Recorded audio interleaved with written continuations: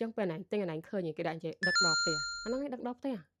ប៉ុន្តែប៉ុន្តែត្រង់ថាវាមិនមែនអាស្រ័យលើក្រុមហ៊ុនដឹកជញ្ជូនតែមួយមុខទេវាអាស្រ័យចឹងថ្ងៃនេះខ្ញុំមកឆ្លើយសំណួរ Shopee ខ្លះៗសំណួរនេះសំណួរនេះសំណួរនេះហើយនឹងនេះចឹងពីរនេះគឺស្រដៀងគ្នាទេចឹងខ្ញុំឆ្លើយតែមួយតែម្ដងអញ្ចឹងខ្ញុំសូមឆ្លើយសំណួរនេះមុនគេសំណួរនេះច្រើនមែនតើតែសូមលើកពីរឯងហើយសរុបនៅវីដេអូនេះគឺគាត់សួរថាហើយឲ្យលុយគេតាមណាឲ្យលុយជាមួយអ្នកដឹកអូនពេលគេយកអីវ៉ាន់មកឬក៏ទៅយកតំណែងត្រូវបង់លុយជាមួយគេចា៎ចឹងសំណួរទី2គាត់សួរខ្ញុំថាបងចុះយើងទទួលតំណែងនៅណាវិញចឹងនៅពេលដែលតំណែងមកដល់ខ្មែរខាងក្រុមហ៊ុនដឹកជញ្ជូននឹងខលតាក់ទងមកអូនឯងចឹងម្នាក់នឹងពេញគេនឹងខលសួរ confirm ទីតាំងយើងម្ដងទៀតនឹងដឹកតំណែងមកឲ្យយើងដល់មុខផ្ទះប៉ុន្តែហ្នឹងតាមសាខាទៀតសាខាខ្លះដោយសារតែនៅចិត្តផ្ទះយើងពេកគាត់ឲ្យយើងទៅ pick up ដោយសារតែតំណែងច្រើនគាត់ដឹកឲ្យយើងអត់ទាន់ក៏មិនខ្ញុំមិនដឹងដោយសារខ្ញុំធ្លាប់ជួបដោយសារចូលសាខាចិត្តផ្ទះគឺគាត់ថាគាត់តំណែងច្រើនគាត់អត់មានពេលដឹកឲ្យទេតែបើចូលសាខាឆ្ងាយគាត់ដល់ព្រឹកល្ងាចគាត់ដឹកឲ្យសំបីពេលខ្លះមេឃ្លៀងខ្ញុំថាឲ្យដល់ព្រឹកអ្នកនរសំបីតំណែងពេលម៉ោង10ពី10អីមកដល់ចូលឃ្លាំងគាត់ដឹកឲ្យខ្ញុំក្នុងថ្ងៃហ្នឹងដែរ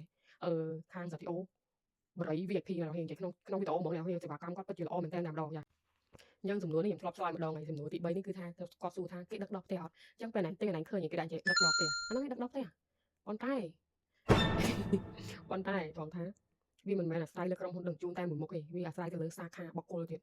អញ្ចឹងសាខាខ្លះឧទាហរណ៍ថាគាត់មានតែឯង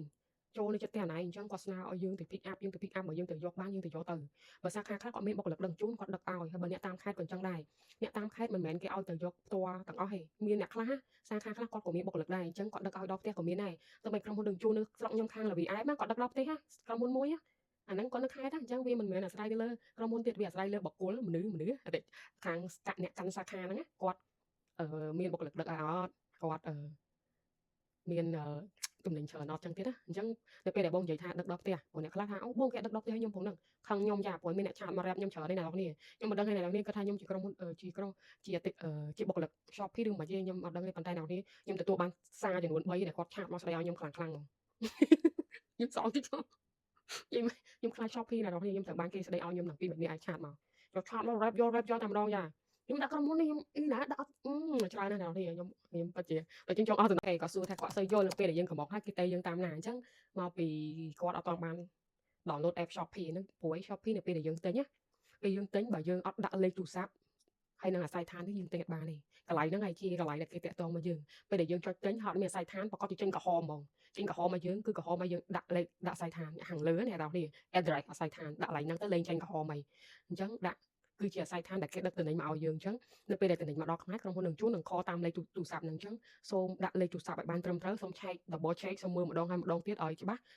់នឹងទីតាំងសម្រាប់ឈ្មោះខ្ញុំបញ្ជាក់ឲ្យថាអត់សូវច្បាស់ក៏អត់បញ្ហាដែរឈ្មោះគឺសំខាន់លេខទូរស័ព្ទឲ្យច្បាស់ទីតាំងឲ្យច្បាស់ហើយនឹងគេខលមកសូមលើកទូរស័ព្ទអញ្ចឹងយើងមើលថាបើតំណែងយើងមកដល់ខ្មែរហើយយើងមើលទូរស័ព្ទអាសាមើលទូរស័ព្ទទីនេះចាសំណួរនេះក៏ឃើញច្រើនដែរសំណួរថាចុះសេវាគេគិតមិនបងអញ្ចឹងសេវាតម្លៃចាប់ពី7000អ្នកនរគ្នាហើយអ្នកខ្លះគាត់មាន voucher ហ្នឹងក៏មិនមែន voucher free ដឹក voucher ហ្នឹងមានតាមកន្លែងទៀតឧទាហរណ៍ថាហើយអា7000ហ្នឹងមិនមែន7000ថេណា7000ឡើងអញ្ចឹងវាតាមតំណែងតូចតំណែងធំអីចឹងទៀតអ្នកនរគ្នាអញ្ចឹងតំណែងធំអីចឹងអាចឡើងច្រើន20000អីចឹងទៅថ្លៃដឹកអ្នកនរគ្នាអញ្ចឹងឧទាហរណ៍ថាថ្លៃដឹក20000គេឲ្យ voucher តម្លៃ7000អញ្ចឹងគេដល់7000នៅសល់ថ្លៃដឹកអញ្ចឹងនៅពេលដែលគេបូកសរុបជាមួយតំណែងវាកើនលុយចឹងអ្នកនរឈ្មោះថាបងហេតុអីបានជាតំណែងគេកើនលុយអ្នកនរគ្នាអត់មើលកន្លែងថ្លៃដឹកជូនណាហើយថ្លៃដឹកជូនពេលខ្លះគេឲ្យជាចំនួនលុយឧទាហរណ៍ថាគេឲ្យថ្លៃដឹកជូនចំនួន2000 20000 10000អីចឹងណាយើងគេកាត់ទៅលើហ្នឹងអញ្ចឹងឧទាហរណ៍ថ្លៃដឹកយើងតែ7000អីចឹងទៅគេកាត់កងតាមហ្នឹងសល់ហ្មងគេគិតលើយើងចង់និយាយចឹងអ្នកនរគ្នាអញ្ចឹងដូចតំណែងខ្ញុំទិញតំណែងមួយអញ្ចឹងខ្ញុំមាន voucher តម្លៃ30000តម្លៃ30000 voucher ហ្នឹងកាត់ទៅលើតម្លៃតំណែងខ្ញុំទិញហ្នឹង20000ជាងថ្លៃដឹក7000ជាងអញ្ចឹងខ្ញុំមាន voucher discount ថ្លៃដឹក deliver free ប៉ុន្តែថ្លៃដឹករបស់ខ្ញុំវាលើសលុយអញ្ចឹងខ្ញុំនៅតែ pay ថ្លៃដឹកចំនួន2500ថែមទៀតចាអ្នកនរគ្នាអញ្ចឹងគឺគេគិតថ្លៃដឹកអញ្ចឹងបើអត់មាន voucher គឺគេគិតថ្លៃដឹកតែបើអ្នកខ្លះតំណែងហ្នឹងតូចទេហើយថ្លៃដឹកតែ7000នេះ voucher 7000ដាក់ទៅគឺ free ហ្មង0អញ្ចឹងតំណែងហ្នឹងគឺ free ដូច free អញ្ចឹងអ្នកនរគ្នា